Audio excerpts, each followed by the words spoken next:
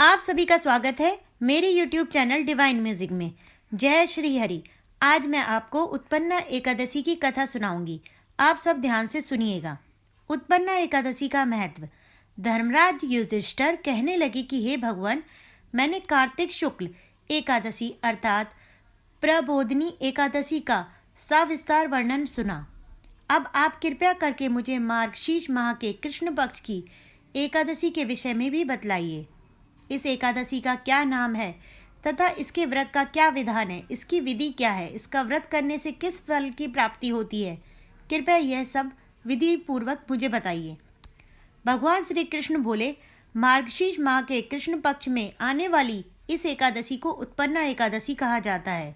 यह व्रत शंखोद्वार तीर्थ में स्नान करके भगवान के दर्शन करने से जो फल प्राप्त होता है उसके बराबर पुण्य मिलता है। व्रत करने वाले भक्त को चोर, पाखंडी, परस्त्रीगामी, निंदक, मिथ्याभासी तथा किसी भी प्रकार के पापी से बात नहीं करनी चाहिए। इसका महात्म्य मैं तुमसे कहता हूँ, ध्यान पूर्वक सुनो। उत्पन्ना एकादशी व्रत कथा।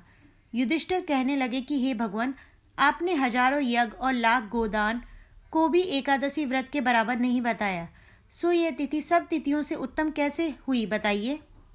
भगवान कहने लगे, हे युधिष्ठिर, सतयुग में मुर नाम का दैत्य उत्पन्न हुआ। वह बड़ा बलवान और भयानक था। उस प्रचंड दैत्य ने इंद्र, आदित्य, वसु, वायु, अग्नि आदि सभी देवताओं को पराजित करके भगा दिया।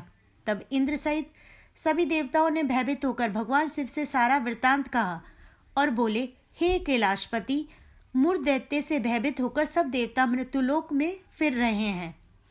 तब भगवान शिव ने कहा, हे देवताओं, तीनों लोकों के स्वामी, भक्तों के दुखों का नाश करने वाले भगवान विष्णु की शरण में जाओ, वे ही तुम्हारे दुखों को दूर कर सकते हैं।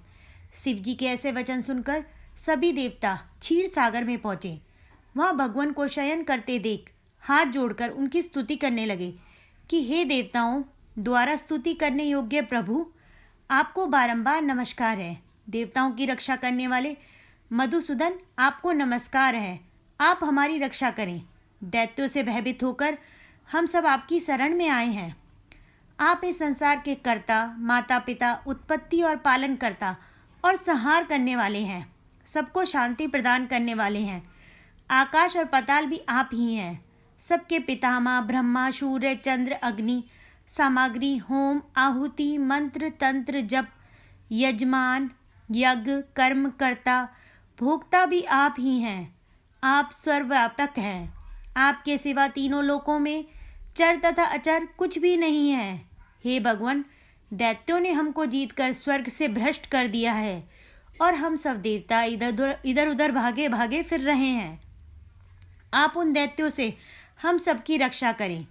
इंद्र के ऐसे वचन सुनकर भगवान विष्णु कहने लगे कि हे इंद्र, ऐसा मायावी दैत्य कौन है जिसने सब देवताओं को जीत लिया है?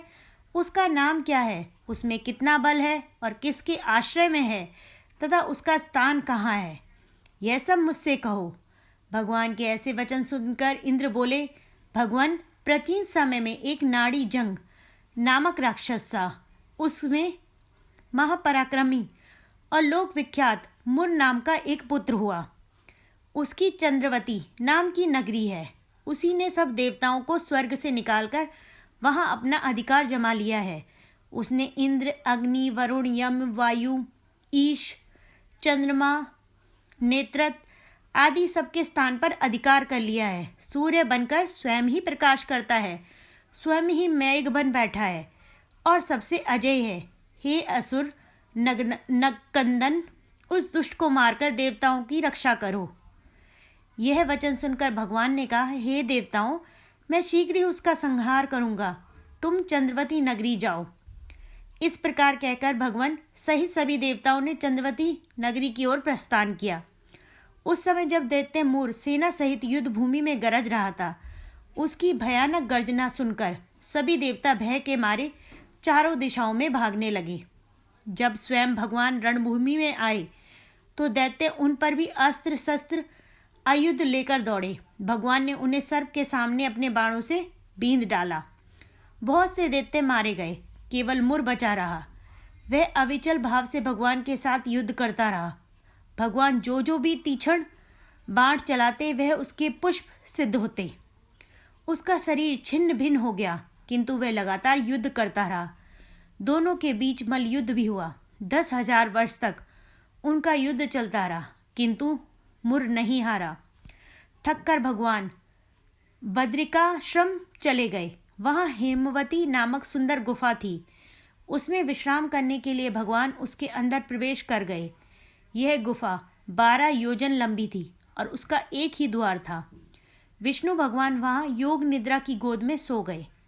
मुर भी पीछे पीछे आ गया और भगवान को सोया देखकर मारने को उद्यत हुआ। तभी भगवान के शरीर से उज्जवल कांतिमय रूप वाली देवी प्रकट हुई। देवी ने राक्षस मुर को ललकारा, युद्ध किया और उसे तत्काल मौत के घाट उतार दिया।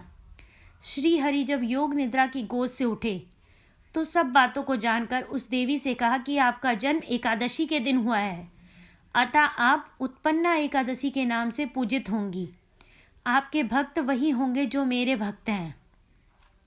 जय श्री हरि। बोलो विष्णु भगवान की जय। ऐसे ही अच्छी अच्छी जानकारी के लिए, धार्मिक कथाओं के लिए मेरे YouTube चैनल डिवाइन म्यूजिक को सब्सक्राइब करें, मेरी वीडियोस को लाइक करें। धन्यवाद।